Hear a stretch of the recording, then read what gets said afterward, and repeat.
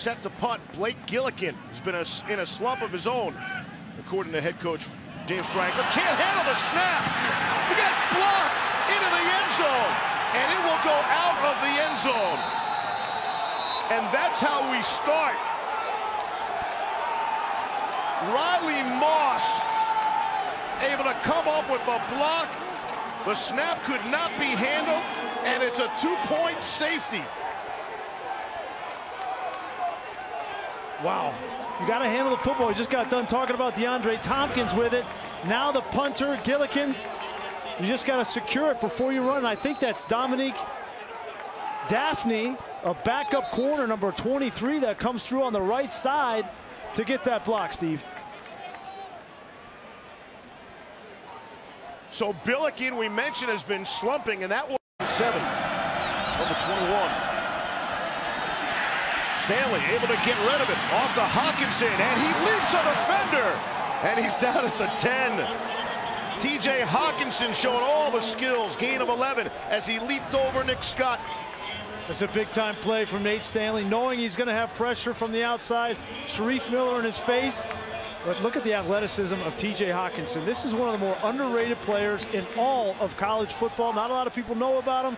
Just a sophomore, but one of the most athletic. On the bottom of the screen, it's Rastetter, the punter, throwing it, it's caught.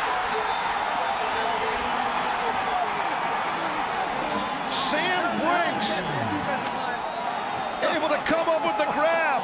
We saw trickeration a year ago at Kinnick in a game against Ohio State. How about Iowa today, getting wild and crazy? Watch this throw. I mean, first of all, Rastetter with the throw, and then over the shoulder. It looked like Willie Mays out there. Hey, fantasy football people, somebody draft Sam Brinks for the score. And 2 of them on this drive. McSorley flushed up the middle, gets out. Laughlin back in the end zone, caught, touchdown. Pat Fryermuth, the tight end, and the Nittany Lions are on the board.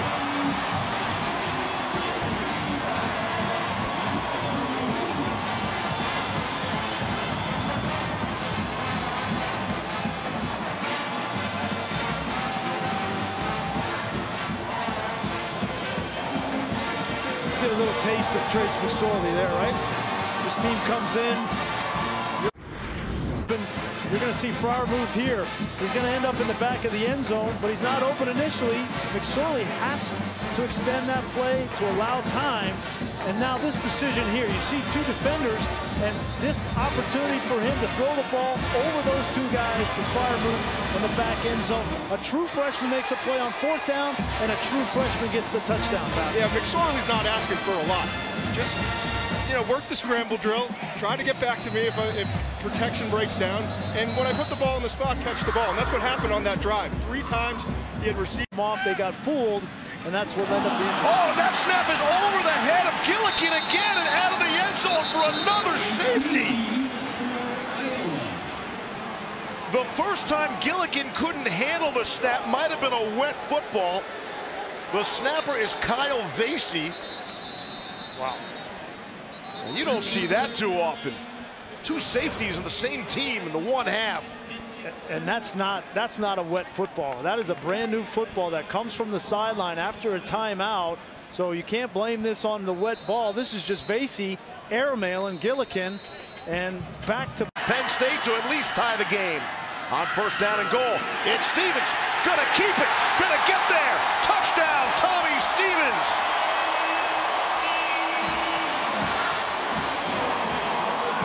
Extra point away from the tie score.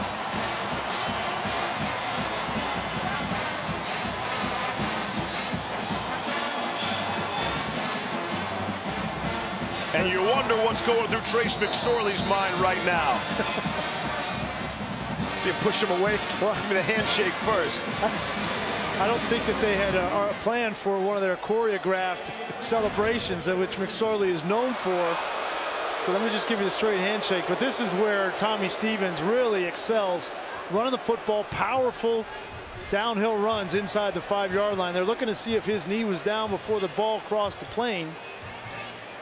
Jack Hockaday got PO, the zone read system, and without his mobility now, to just turn around and hand it to Sanders is not going to work. So that's why I think you see them throwing the ball here 3 out of the first 4 snaps. And Iowa knows it too. Iowa's defense knows it too, that McSorley can't run the way he did, let's say, a week ago. Although he takes off here on cue. Trace McSorley runs just fine down the sideline for the touchdown. 51 yards for the score. The knee looks just fine.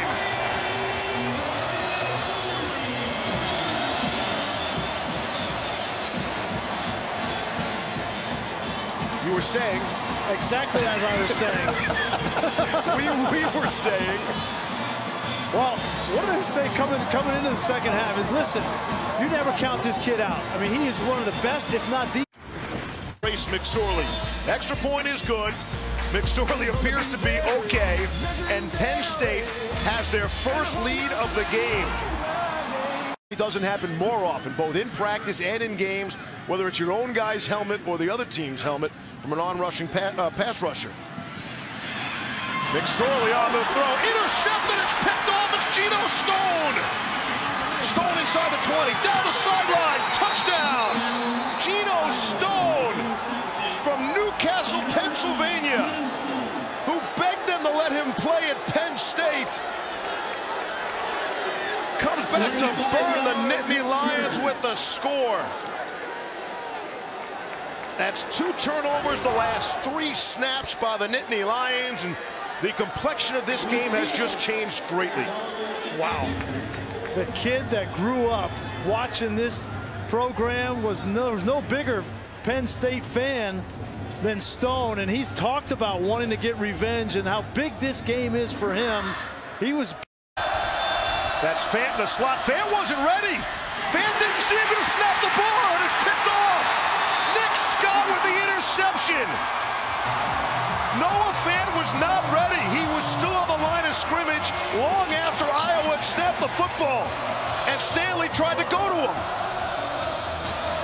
Nate Stanley tried to change the play, Steve. He's at the line of scrimmage trying to change the play. It got loud down here by the student section. You could see the Iowa coaching staff on the field wondering what was going on. He's trying to change the play, and they're trying to snap it before the play clock got to 0-2. That's why he was in such a hurry. But you got to manage that situation better and not be risky with the football. And Brian, I'm standing probably 20 yards from where he was, and I'm watching Stanley.